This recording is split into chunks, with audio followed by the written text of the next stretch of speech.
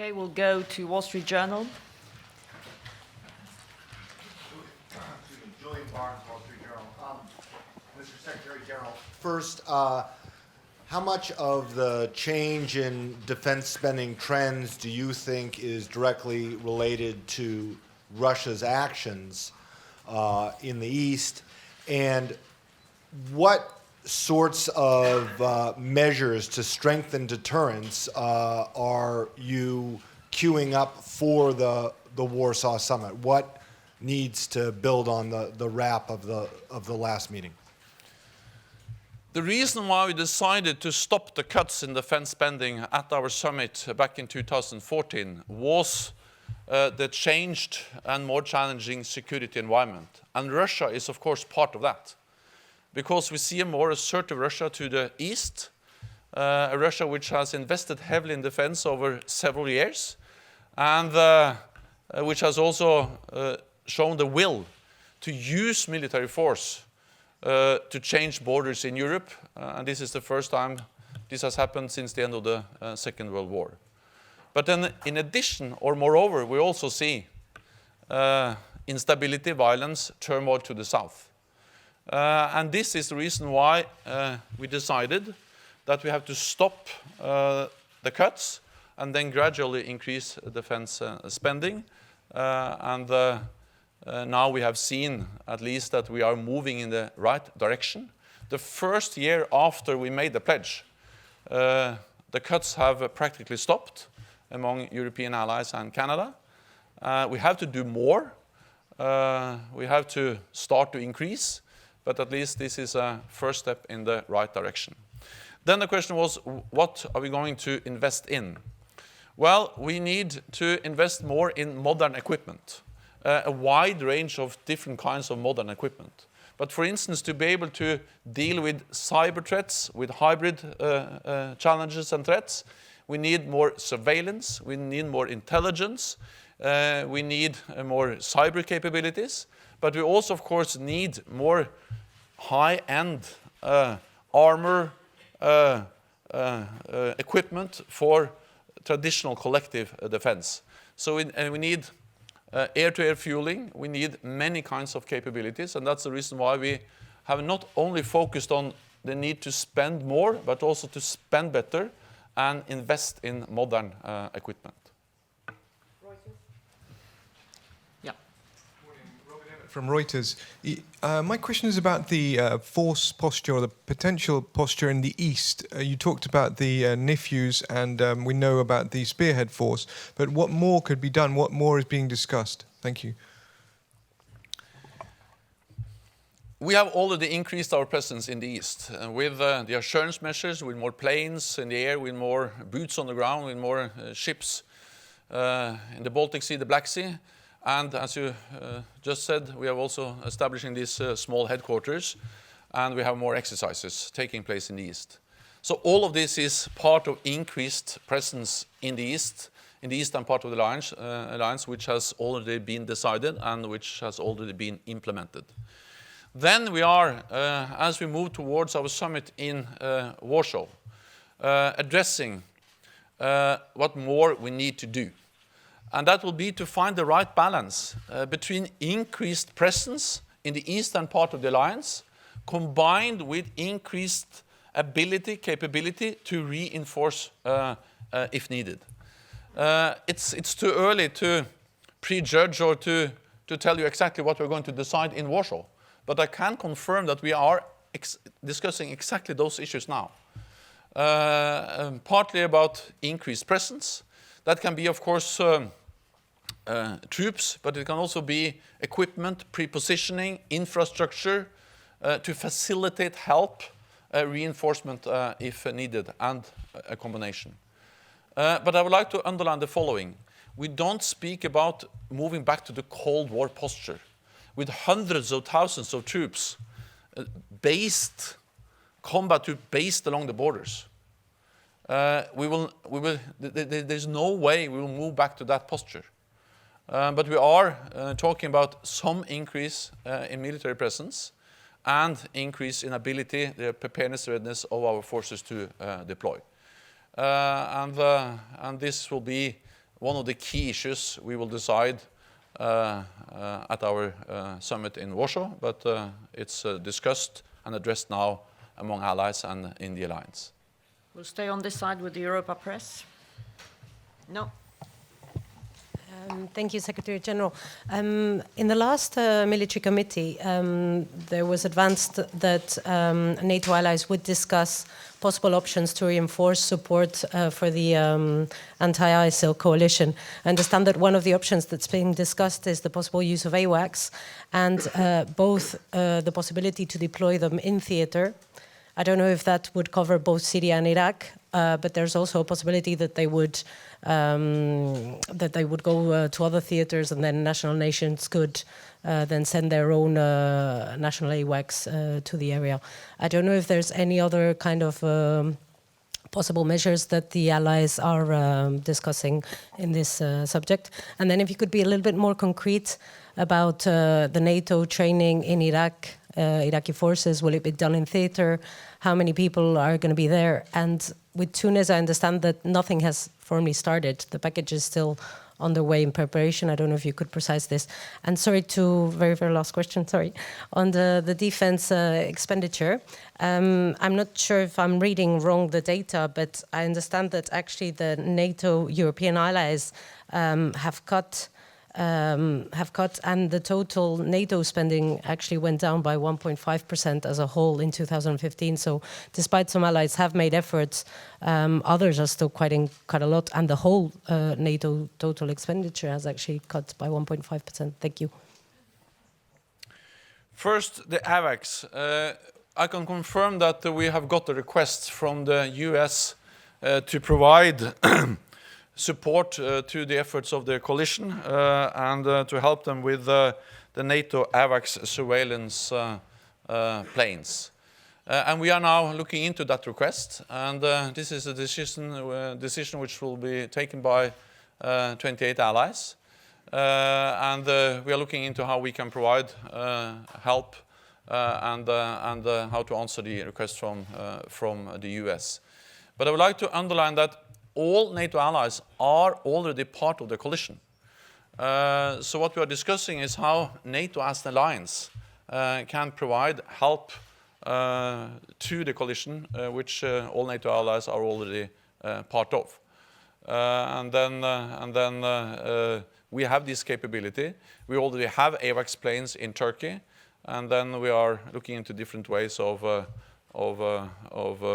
providing help, and then we will make the decision as 28 allies. Then we will start training of Iraqi officers in Jordan. Also, they will be trained in Jordan. I think I have to come back to the exact figures because it's too early to say anything about the exact figures, but the training will start also soon. We have started the cooperation with Tunisia. I met with the Tunisian Prime Minister, and I also met with the Iraqi Prime Minister just also last week in Davos, and they very much welcome the support from NATO. They would like to see even more, and we are looking into how we can expand and increase our support for these countries. And I think you have to understand that this is part of a very important way to approach the challenges and instability we see to the south, because we think very much that we think that it's extremely important that we are able to project stability, not always by deploying large number of NATO combat forces, but by training local forces. And in the long run, prevention is better than intervention. NATO has to stand ready, to be ready to deploy a large number of combat forces also in the future, as we have done, for instance, in Afghanistan. But at the same time, we are focusing more and more on how can we help build local capacity, train, assist and advise local forces, because in the long run, it's better that they are able to defend themselves instead of we fighting their wars. So this is what we do in Afghanistan, and we would like to do even more of it in the Middle East and North Africa. Last, on spending. I think we have to distinguish between two things. Yes, the United States, they already spend much more than 2%. So they are at a very high level compared to all other NATO allies. They have reduced, partly because they have reduced the military presence in Afghanistan and Iraq, but they remain about 3% actually. So yes, there's been some further reductions in US spending, but they remain far above 2%. And since the United States is so big, so 72% of NATO defense spending is US defense spending. Of course, any change in US defense spending directly affect the total NATO defense spending. The problem has partly been the burden sharing between European allies and the US, or among allies in the alliance, and partly the total level in Europe. And that's the reason why we agreed to stop the cuts and gradually increase. And 1 year after we made the pledge, we are able then to stop the cuts among European allies. It's minus 0.3%, which is practically zero. But as I said, this is the first step. We need to see more. This is in a way just the beginning, but it is a start after 1 year. I've got a long list of possible questions down here, so I would urge you to please not go beyond one or maximum two. We'll go to ABC in the back. Good morning, Secretary General. This is Enrique Cerveto from the Spanish newspaper ABC. I'm sure you are aware of the political problems in Warsaw. The European Commission started an investigation about the respect of the political rules of the European Union for this, according with some changes in the in the laws and in the Constitution and the Constitutional Tribunal in Warsaw. So are you worried about the possibility that this political conflict can affect the summit?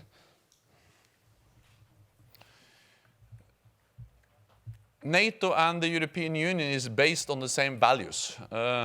Democracy, individual liberty, and of course these values are human rights, and of course these values are of great importance for both the European Union and NATO. But NATO doesn't have the same kind of mechanisms as the European Union, so this is an issue and a question which is now addressed in the European Union, and I will not go into the process which is taking place inside the European Union. What I can say is that the fundamental values for NATO, they are important, and I adhere great importance to them, because individual liberty, democracy, human rights are important values which NATO is formed and established to protect. And I met recently with the Polish president, and we discussed the importance of these values for the alliance. And these values are important for the alliance also because they form the basis for the unity of the alliance. And the unity of the alliance is the foundation for the strength and our ability to act together. Is that us? There. No, behind. Thank you. Thank you.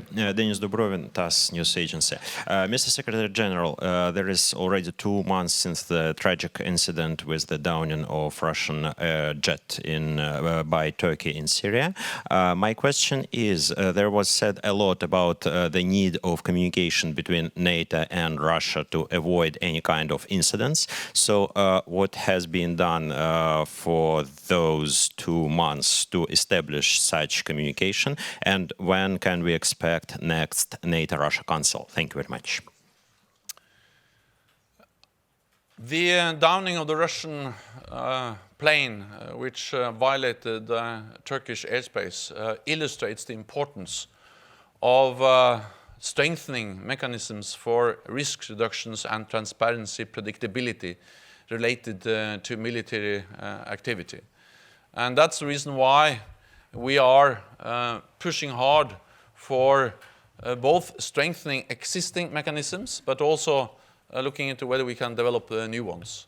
And just yesterday, I met, and the NATO Council met with the OSCE, the German chairmanship, and the Secretary General, Ambassador Amener, and we met with him to address exactly the importance of developing more transparency, more predictability, for instance, related to something called the Vienna document, which is a document which regulates especially military exercises. We have raised with our Russian counterparts several times the need for strengthening these kind of mechanisms. And this is an issue which we will continue to discuss both in the OSCE framework, but also directly with Russia. We are looking into the possibility of holding a NATO-Russia Council meeting. We have never suspended the Council, but we think at the same time now it's time to look into the possibility of having a meeting. No final decision has been taken, but we will also discuss this with the Russian delegation at NATO, and then make a final decision on when to have such a meeting. German radio, Kai Küssner before. Yeah. Mr. Secretary General, Kai Küssner, ARD German Radio. Just a quick follow-up to the US request to join the anti-IS coalition and the AWACS planes. I think it's safe to say that from Berlin there haven't been any cries of joy resonating in Brussels since that request. Are you in touch with the German side concerning the AWACS request, since German troops are very much involved in this? And do you foresee any date for a decision to be taken? Will that be also a topic for the defense ministers meeting in February?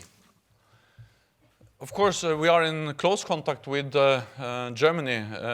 Germany is both part of the coalition, and this is a US-led coalition, and the US is asking for AWACS to support the efforts of the coalition, and Germany is part of that coalition.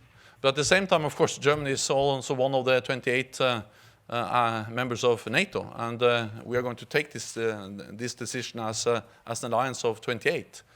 So Germany is, of course, very close on this process, and we will look into different ways of provide this support, but no final decision has yet been taken. I will not give you an exact date, but of course this is an issue which will be also discussed among defense ministers when they meet soon. But when the decision is going to be taken, I will not give you any exact dates. But what I can say is that NATO, of course, already support the efforts of the international coalition to fight ISIL. We will start the training of Iraqi officers very soon. The reason why we do that is, of course, to enable Iraq to be stronger in the fight against ISIL. We help Jordan, an island or a key country in the region already, and we have military presence in Turkey already, augmenting their air defenses, and we have, for instance, Spanish Patriot batteries very close to the border with Iraq and Syria, where we have ISIL. And let me also add that NATO's presence in Afghanistan is also about fighting international terrorism, different kinds of international terrorism, but also in Afghanistan we now see some presence of ISIL. So I think we have to understand that this is a broad international coalition. NATO allies are part of the coalition, and NATO is also playing a key role in the fight against ISIL in different places in the world. I know we've got a cluster of questions right here, so we'll go with Ansa first. Yeah. Hello, good morning. Marco Galdi, Agency ANSA. Secretary General, you welcome the cuts close to zero in defense expenses, but I can see in the report that Italy cut by 12.4% last year. What can you say about that? And in absolute term, even Europe actually continue cutting expenses. What is your suggestion to Italian government? First of all, I think it is important to understand the following, that we have seen over many, many years substantial cuts in European defense spending among European NATO allies. The important thing with the figures for 2015 is that we are very close to zero cuts. This is not something which is very great in itself, because we need much more. But compared to continued reductions, at least to stop the cuts, is the first step, the beginning. And we have also to remember that what we decided in Wales was, in a way, the 3 steps. First, to stop the cuts, then gradually to increase defense spending, then aim at 2%. And this is the first year, and we are making progress. But we still have a very long way to go, because it's not enough to stop the cuts. We have to also start to increase. Then the picture is mixed, but the picture is better. Because before, as I say, the total NATO European spending on defense went down substantially over many years. Now we see a more mixed picture, with some allies continuing to cut and others are increasing. But the numbers, the amount which the defense spending is increasing within several allies is now bigger. So in total, we are close to zero. And that's at least the first step in the right direction. I would like to see all allies which are spending less than 2% to stop the cuts and then to gradually increase. And that, of course, also include the Italian government. Okay. We'll go to James here. Yes, Brooks Senior, Jane's Defense. Just one question. You didn't mention Libya, which is in a mess. Is there any allied contingency planning for securing future safe havens in the country if decided by the EU or the international community? So in other words, are you doing any predictive planning? Thank you. When it comes to Libya, the important thing is to support the efforts, the ongoing efforts to try to find a political solution, to establish a unity government or a government of national accord, and to have a ceasefire. And we have seen some progress, but also some setbacks in the UN-facilitated talks. We support them, and I think the most important thing we all can do now is to give full support to those talks. If there is a new unity government, then NATO stands ready to provide support, to help, assist, build security institutions, and to support a new unity government in Libya. But then a new government has to request such support, and the conditions on the ground has to be different than they are today.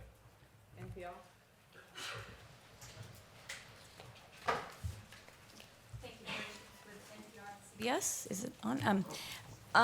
Follow up on Russia.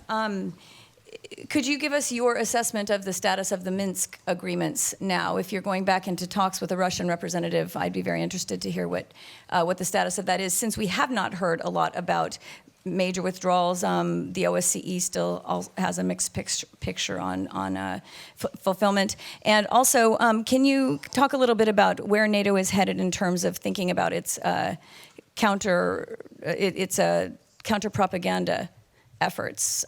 There are some indications you are looking at getting a lot tougher on this. Thanks. First on Minsk, we have seen some progress and some setbacks. And again, the picture is mixed when it comes to implementation of the Minsk agreements.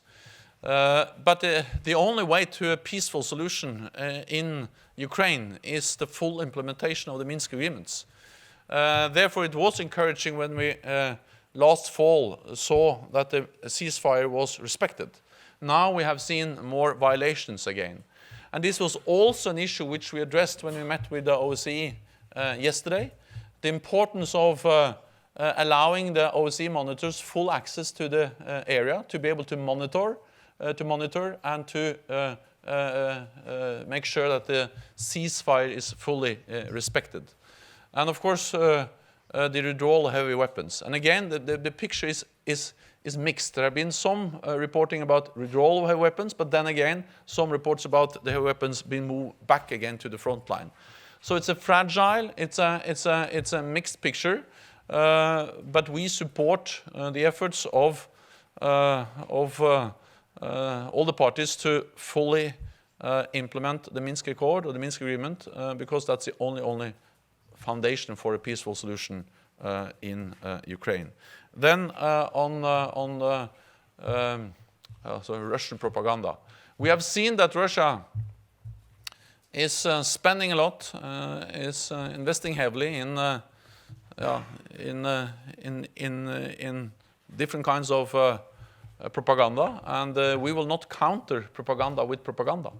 But we have to stay vigilant. We have to be ready to answer and to provide the truth, facts, figures, because we will not answer propaganda with propaganda. We will provide facts and figures, because in the long run we are certain that the truth will prevail.